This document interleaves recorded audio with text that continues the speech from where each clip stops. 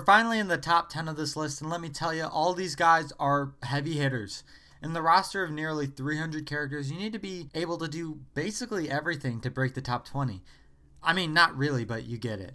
The power levels of these top characters in the LEGO Avengers far surpass the top 10 of any other LEGO game that I've covered, namely the earlier ones like LEGO Star Wars The Complete Saga and LEGO Batman. Now, this A-Bomb fellow, I don't really know much about him. At first glance, he looks like an enemy of the Hulk, but he's more like the Hulk's sidekick. At least more so than anything else. The comics version has him look like some brute monster man, but this LEGO version has these bizarre eyes. I don't know the reasoning behind those eyes, but I guess we'll go with it. I don't know. It's also worth mentioning that this is the last big boy on the list, and it's honestly not too much to write home about compared to the remaining characters in the list. But he still broke the top 10, so he has worth. Being a big boy, he has the regular big boy abilities, so he has strength, cracked wall, super jump, toxin and fire immunity, wall climbing, and extinguishing fires by walking over them. The thing that sets A-Bomb apart from the other big boys is his stealth ability. I trust that this is comic accurate, but that truly is a weird ability for him to have, but it's why he's so high on the list. Oh, and A-Bomb can transform into his alter ego, Rick Jones.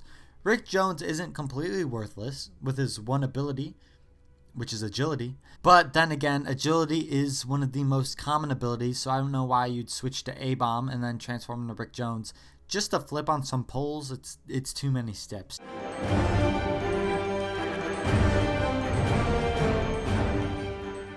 This here is HYPERION, who is basically Superman but in Marvel. He was sent to Earth by the Eternals as a baby to grow up to become basically unstoppable. Like I said, he's Superman but in Marvel, with a very similar origin to boot.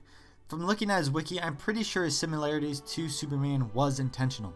It wouldn't be the first time Marvel has done something like that, with the classic example being Deadpool, but I mean, he was being an obvious parody of Deathstroke. HYPERION is a fairly new character being created in 2012. At this point, Marvel was, in my opinion, ahead of DC because of the massive success of the MCU. Marvel still is, kind of, so I don't know why they felt like they needed to rip off Superman. Maybe to be petty, kick DC while they're down. I don't know. To clarify, I don't subscribe to the whole Marvel versus DC debate because I am a fan of both. But I think it's pretty clear who's ahead in the film department box office wise. Anyways, HYPERION has a whole 8 abilities that Superman definitely would have if he was somehow in this game. HYPERION has flight, strength, cracked wall, laser, scan, fire and toxin immunity, regenerative health, and cosmic? I guess being an Eternal grants you cosmic powers, but other than that, he's practically one-to-one with Superman.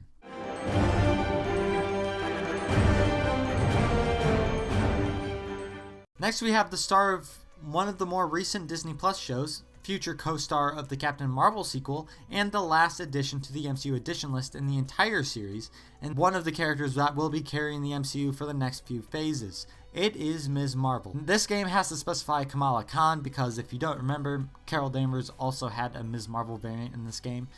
What's ironic is that the Carol Danvers Ms. Marvel cost a whole 200,000 studs, yet Kamala Khan only costs 60,000. But here Kamala Khan is the official 8th best character in the game, and she was more than 3 times cheaper than Carol Danvers Ms. Marvel. But as always, I do be digressing. Despite the mixed opinions about the MCU Disney Plus shows, I actually really enjoyed the Ms. Marvel show. Yeah, they did take more than a few liberties with both her origin and her powers that were modified to differentiate her from Mr. Fantastic. Needless to say, Ms. Marvel has her original stretchy powers in this game, and it opens her up to more than a few abilities. First of all, aside from the stretchiness, she has agility and regenerative health, just to get the obvious ones out of the way. But with her stretchy powers, she can change her size with the size ability. When she grows small, she can bypass enemies with stealth and access grates. She can also grow huge, but as I've said before, being huge doesn't contribute much to the game at all aside from looking cool. But with the fact that she can expand her size and therefore her muscles, she has strength, cracked wall, and grapple. Finally, jump in the air and hold down the jump button as Ms. Marvel, and she will flatten herself and glide. I will say, her gliding is a lot cooler than those energy pads she generates and jumps on in the show. but I think everyone's in agreement there.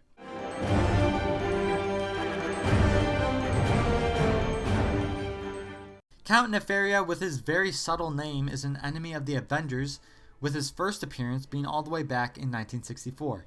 By looking at him, he looks like a Doctor Strange villain, with his name being Count. And his huge cape and his apparent magic-like abilities I'll go over in a second here, but he's not necessarily a magic user. Count Nefaria gained his powers from a laboratory experiment, where the powers of Power Man, Whirlwind, and the Living Laser, who is some loser not in this game, the power of those three guys gave him his immortality and amazing powers. Speaking of powers, he has quite a few, what with Count Nefaria's power set being an amalgamation of three superheroes. Power Man grants Count Nefaria's strength, cracked wall, regenerative health, and immunity to fire, toxins, and gas. Whirlwind gave Count Nefaria flight, and the Living Laser contributed, get this, the laser ability. That's not it though. Count Nefaria has three more abilities that don't correspond to those three superheroes. Firstly, he has technology, which makes sense because Nefaria is noted as being a smart guy. Nefaria eventually developed the ability of using energy to warp around objects to lift them, which is definitely enough justification for his telekinesis ability. Finally, he has mind control, which I think was a mistake by the developers. Don't get me wrong, I'm totally fine with Count Nefaria having mind control, but there's nothing that suggests that he has it in the comics, at least not in the wiki. Maybe the developers just gave Count Nefaria the mind control ability because he looks like a magic user, even though he's not.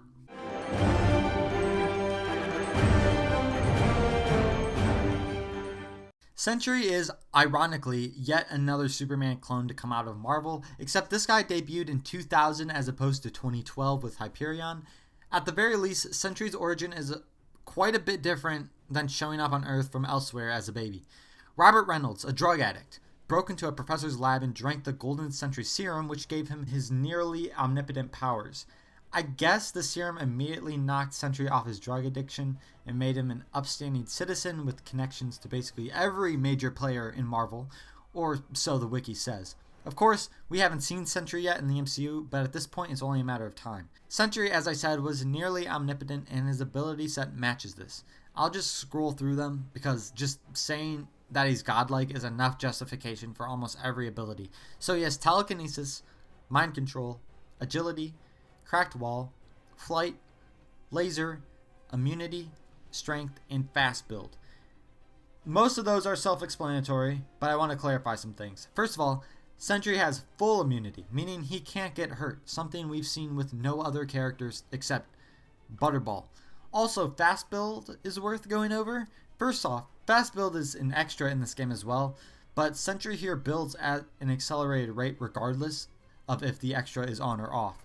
Also, all speed characters also have fast build, but I usually lump it in with their speed ability. Sentry here doesn't move faster, nor does he have the ability to interact with those blue launch pads, yet he still builds fast, so it's necessary to include fast build with Sentry's ability set.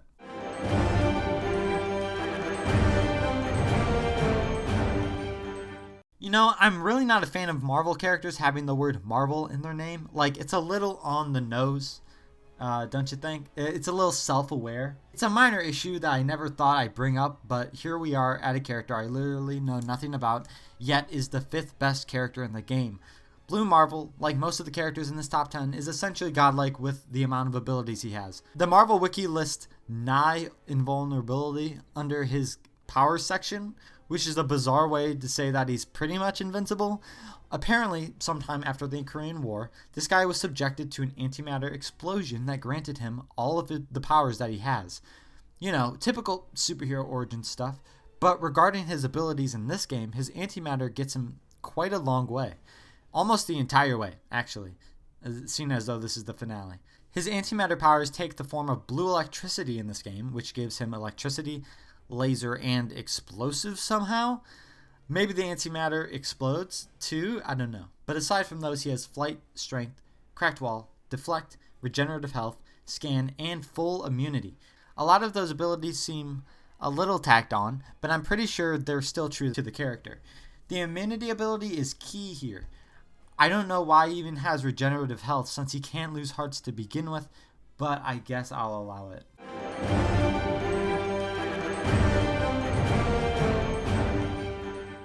Now, this variant of Ultron is a bit misleading, being named Prime, while this is actually his secondary form. I mean, he upgrades from this body later on in the movie, but don't get me wrong, this guy is still the 4th best character out of almost 300, so he's nothing to underestimate.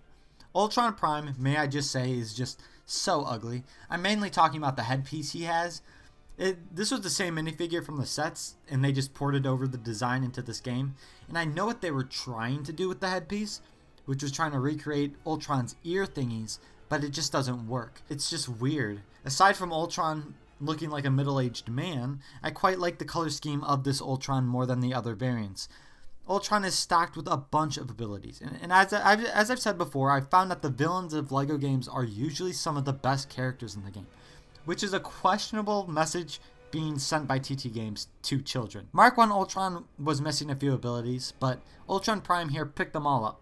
Mark 1 is probably the least likely of the Ultrons you would play as, so I'm not all too disappointed that Mark 1 Ultron was lacking. Ultron Prime here has pretty much every technology related ability there is. He has technology, scan, and repair. Ultron has access to shield and also Hydra, since he's, the ultimate hacker man.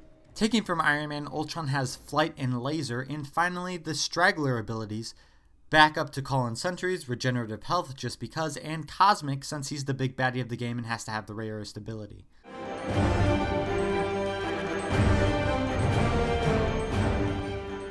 Korvac is quite an interesting character to say the least. He's a cyborg villain guy from the future who utilizes the power cosmic to become the machine god. Also, he has been known to hop universes, and given that the Multiverse Saga is the official name for phases 4 through 6, it's quite possible that we might see this guy at some point. But as I said, one of his aliases is the Machine God, and that rings true in this game as well. There's a few things in this game that he doesn't have, which I'll go over, but for now I'd like to talk about his design. He's really just a yellow blotch of a man. In fact, X-Ray, a character we've gone over, is just a pink reskin of this guy. But Korvac just has a ton of abilities to account for his godness. I guess I'll just list them all, since saying he's essentially a god is justification for about all of them, as I've said with multiple characters already this part. So his 12 abilities, 12 by the way, are as follows: Deflect, Laser, Strength, Flight, Cracked Wall, Cosmic, Electricity, Extinguish, Fire, Gas, and Toxin Immunity, Great, Telekinesis, and Technology. The 2 abilities I'm surprised aren't here are Scan and Repair, since he did start out as an ordinary cyborg that can build things, and I don't believe any of the abilities he already has would get in the way of those. Honestly, having those 2 abilities would have bumped him to number 2 over the guy I'll reveal right now.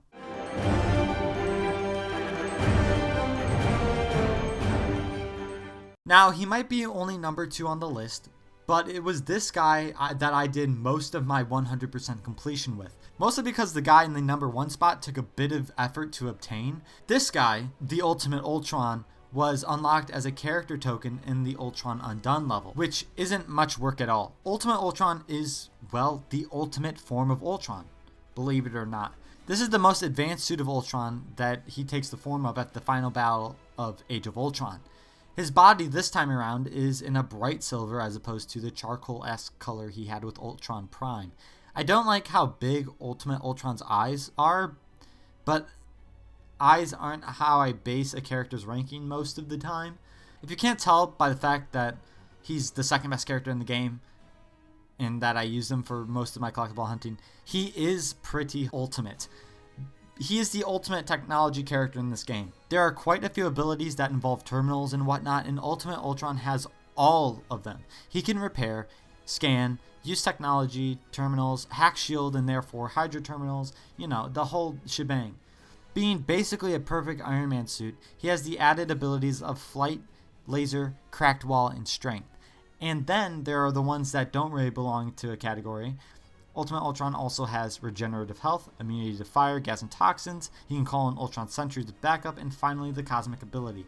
I can't tell you how many times I've accidentally called in sentries while trying to use one of his other abilities, but I'd be a rich man if I got $1 for every time.